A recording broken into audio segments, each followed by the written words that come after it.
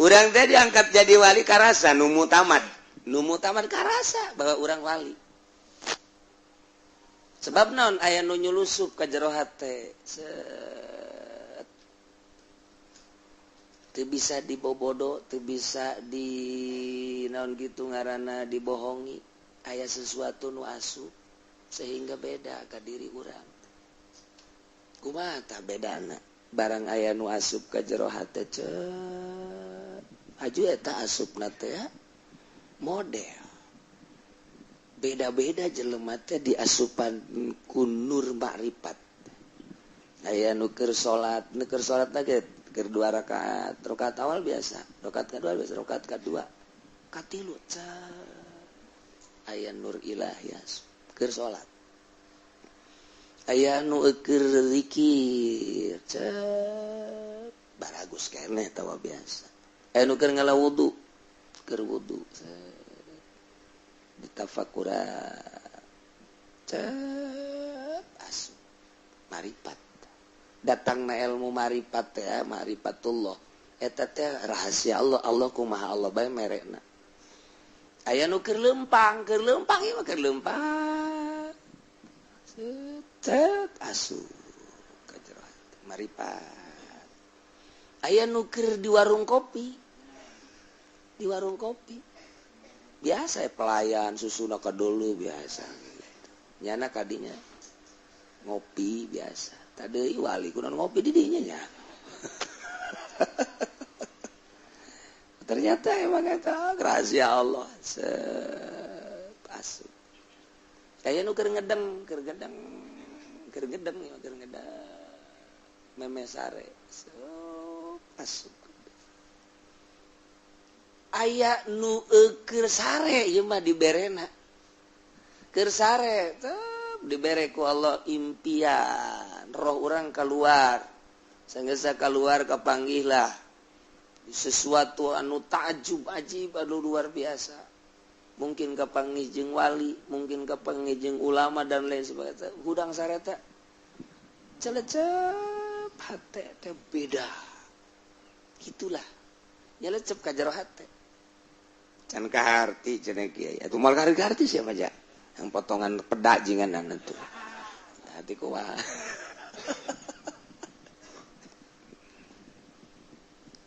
Ieu hate urang teh asa dicekelan. Hate teh asa dicekelan. Hate dicekelan hate teh asa dicekelan ku Allah.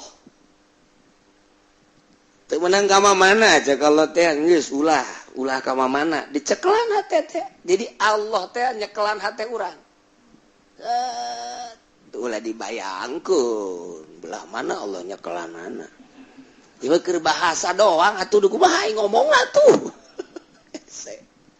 Sehingga teu oyag-oyagan lantaran dicekelan ku Gusti Allah teu oyag ketika ayana naon teh lah nu kitu mah ayana ulah gitu ayeuna ulah dicekelan ku Gusti Allah nyulusup nur ilahi marifatullah.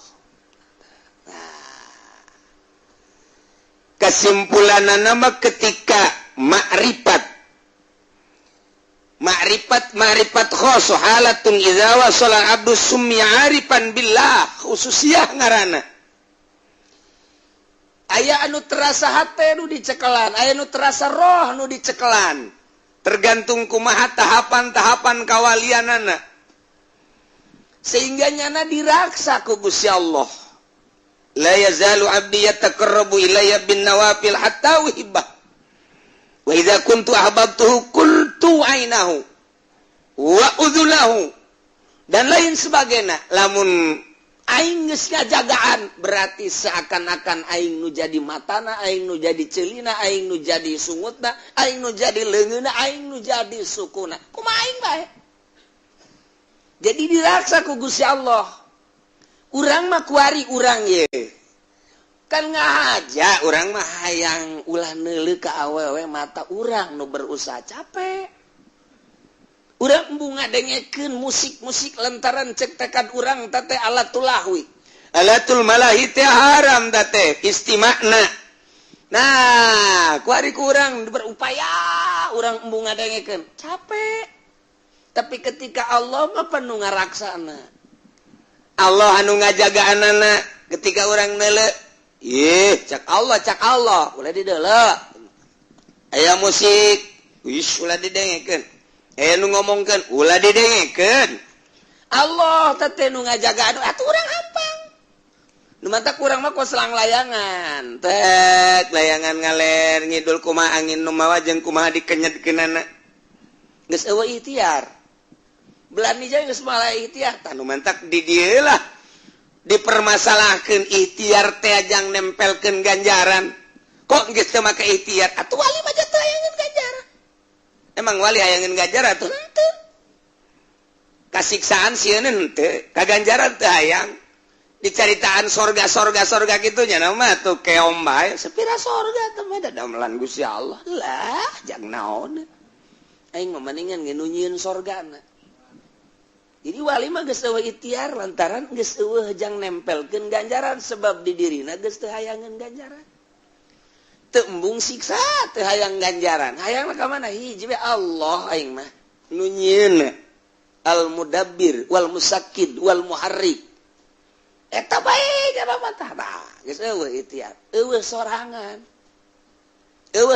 teh kos kitu teh eueuh jadi ketika salat ge eueuh ikhtiaran Allah we Allahu akbar babacaan dan lain sebagainya hese nyaritakeunana lantaran eta mah dicaritakeun ku kumaha ge moal bisa sebab tama rasa tah kuari geus aya ieu di jero hate nurusup ka jero menang ti Allah atuh urang teh dijaga dedelean dedengean ucap cecekelan lengkah kabeh dijaga geus ngeunaheun hirup di dinya ngadengekeun suara jelema nu ngaji Al-Qur'an misalna geus lain make ceulik ahli marifat geus lain make ceulik lain geus teu kadenge ku ceulik henteu lamun aya nu ngaji misalna teh A'udzubillahi minasyaitonirrajim. Bismillahirrahmanirrahim. Kadengena lain ku ceulik ku ieu ku sabulu-bulu.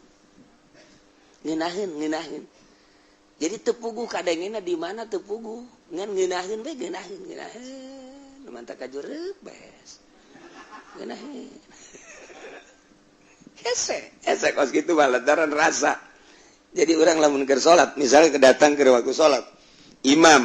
Imaman maghrib atau isya Allahu akbar bismillahirrahmanirrahim urang kaberenan dibere ku Allah ngeunaheun lain sora imam model Muammar model Humaidi lain makhraj geus teu diitibar suara geus teu diitibar ngeunaheun wallahu alam eta rasa ngeunah teh kumaha hese nyaritakeunana lantaran datangna ge lain ti ceulik ngeunaheun teh sabulu-bulu bae ngeunaheun padahal mah lamun ceuk ahli qiraat mah salah teh babacaan.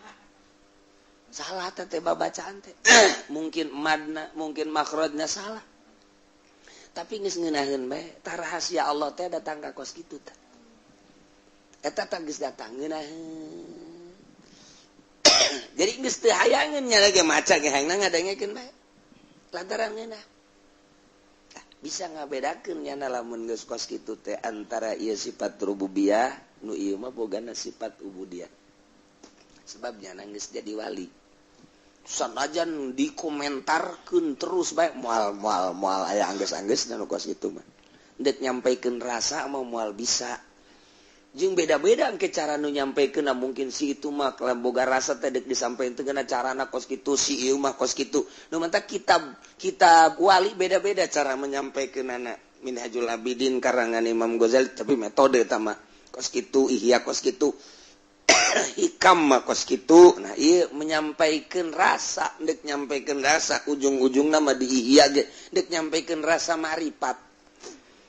Mencarana make metode lantaran aya guru kitu keneh kitu syahatu illah cara nyampaikeun rasa teh kumaha ieu supaya ka harti Gus Dur mah kitu cara nyampaikeun rasa jadi deuk nyampaikeun syariat make rasa eta teh tadi model kitu nyirorok kidul berjilbab tidak berjilbab eta deuk nyampaikeun rasa gitulah gaya-gaya manusia geus sampai ka rasa engke keceplukan omong baik rasa teh kajen kukumaha ge bakal keluar baik ditahan-tahan bae kajen ditahan ge tetep bae bakal keluar urang mah lantaran teu boga dikemukakeun ge lain bae jadi beda mutiara nu aya nu asli dikeluarkeun bakal katembong sinar mutiarana tapi batur rawa bening kajen teuing diusapan bae ge emang sakikituna bae sakikituna bae emang teh menang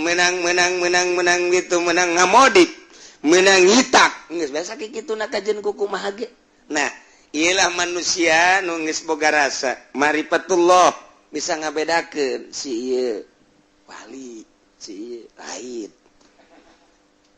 di mana eta teu kanyahokeunana hese nyaritakeun justru wali diangkat jadi wali teh ya ku sebabnya geus bisa ngabedakeun nu mantak engke nyana ngahiji ahli ma'rifat jeung ahli ma'rifat deui ahli ikhlas ngahiji jeung ahli ikhlas deui percis kos calo ngahiji jeung calo deui kajen kukumaha ge teu betaheun calo lamun teu ngahiji jeung calo teu betaheun jasa tukang korupsi ngahiji jeung lain tukang korupsi tukang maling pasti ngahiji jeung pamalingan deui kajen kukumaha ge kitu bae jadi sapa godosna nyana teh tangah hiji ahli marifat ngahiji jeung ahli marifat deui henteu kudu babarengan ahli marifat mah sanajan jauh nu hiji di Masik nu hiji di Magrib nu hiji di Malaysia nu hiji di Indonesia ngahiji kok bisa ngahiji sih atuh hese tah mah urusanna ruhani bisa ngahiji kapanggih di hiji tempat bisa ngahiji iring-iringan bisa ngobrol nyana sebab wali mah bisa ngobrol jeung sahibul makbaro bisa kapanggih ngobrol biasa sebab ahli Allah mah pan wali teu maot anak teu maot bisa dipanggihan teu maot kapan ulah boga sangka ranjeun kabeh jelema anu maot fisabilillah amwat bal ahyaun yurzaquna hirup di rizkian biasa berarti kan teu maot anak teu maot bisa dipanggihan lah ulah hese-hese ente ketas Isa kira-kira jam 12 ku make ka kuburan ge. Ka kuburan. Entena ulah make nanaon? Ulah make baju, ulah make celana, ulah make kaos, ulah make sempak sataranjang. Ka kuburan. Kapanggih ge. Sebab setan ge neuleuh, wah batur aing ge. Jadi kapanggih ge setan jeung setan. Nyanana ge neuleuh ka nyana aing setan meureun. Emang jadi setan nyana ge. Sebab nu teu make calana mah setan. Kapanggih gitu. Mentak lamun aya jelema ieu maot. Misalna ieu jelema maot teh. Jelema maot. Haju ngaririwaan bae. Biasana nu sok ngaririwaan teh misalna nu tabrakan atawa tabrakan ge anu tara ibadah atawa nu gantung diri. Eta engke ngaririwaan aya bae tah di imah teh atau ka imah tetangga, imah tetangga. Babari teh pokos gitu. Ngaleungitkeunana babari. Kurang pas maghrib kadinya ulah make calana ulah make nanaon ulah sataranjang urang ka kuburan ngoser urang engke aya nyurucus cus tah didinya teunden ku urang botol sek botol diurut nyurucus nah, terus ulah ditendenan ulah ditutup guys, orang dek balik atau dek didinya baik subuh kira-kira jam 3:30 orang kadinya deui mulai jam 3 orang kadinya nyana balik kira-kira jam 3 3:30 atau jam 4 engke aya deui dirucus kadinya asup tutupan plak isukna malaya ngan carana urang kadinya na ulah make calana sataranjang sebab nyana ge neuleuh tuh batur aing cak nyana batur aing tuh tapi lamun urang make calana bae kata moal wae manusia cek nyana keneh tah cek nyana lelembutannya ngomong lelembutannya cek lelembutan itu mah jelema sebab make calana lamun urang geus make calana teh make kaos sataranjang oh itu batur aing cek nyana teh urang moal aman mantak nu sataranjang eta sebenarnya eta nunggu sekarang itu sebenarnya mah nah ieu urang teh ayangnya lelembutan teh sok ka kuburan kabangi urang eta lelembutan ngan lelembutan secara umum ku ari mah lelembutan secara khusus urang na biasa kieu ngan lelembutan urang nana geus murni geus suci geus aya nur ilahian atuh bakal kapanggih geus urang jadi ka kuburan ge geus Assalamualaikum salam hei apa kabar baik-baik saja gimana di kuburan kabarnya oh baik-baik bawa oleh-oleh dong ke sini ngobrol biasa urang jeung ahli kubur teh ngobrol tah eta lelembutan urang bisa ngabedakeun nah mantap ieu istimewa ieu cek seh atau ilah dina kitab hikam subhana man satara sitral khususiyah maha suci zat Allah anu nutupan kana rahasia sifat kawalian bizuhuril basyariyah kulahirna sifat kamanusiaan hiji jelema eta teh manusia dahar nginum sifat manusia sare sifat manusia numpakan pamajikan sifat manusia eta sifat manusia jang naon eta kos kitu tah sifat manusia dahar nginum sare jima jang nutupan rahasia Allah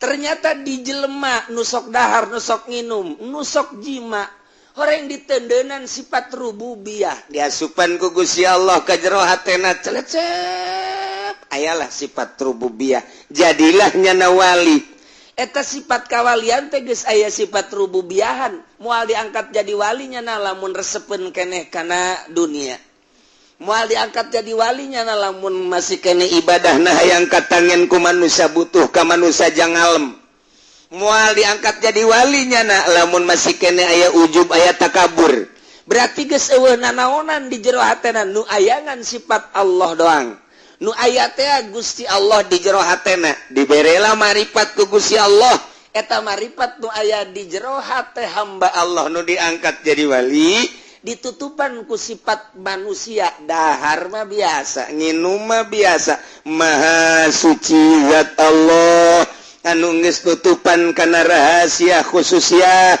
yakni sifat kawalian anu aya di jero hate dibungkus rapi ku sifat kemanusiaan jelema biasa tapi nu beda jero hatena kanyahoanana kumaha wa zahara Allah ngalahirkeun bi uzbatir rububiyah kana keagungan sifat rububiyana fi izharil ubudiyah dina ngalahirkeun sifat kahambaan lantaran nol jasanya na sifat kahambaanana bener-bener asli sifat kehambaanana setiap waktu sholat setiap instruksi sunnah setiap instruksi dan lain sebagainya kunyana sangat diperhatikan padahal mah manusia dahar nginum di jero hatena aya sifat kepangeranan rububiyah dilimpudan ku Gusti Allah dibungkus maka sifat basyariah kanyahoanana keagungan rububiyah dilahirkan ku sifat kehambaan dirina pentingna tarasare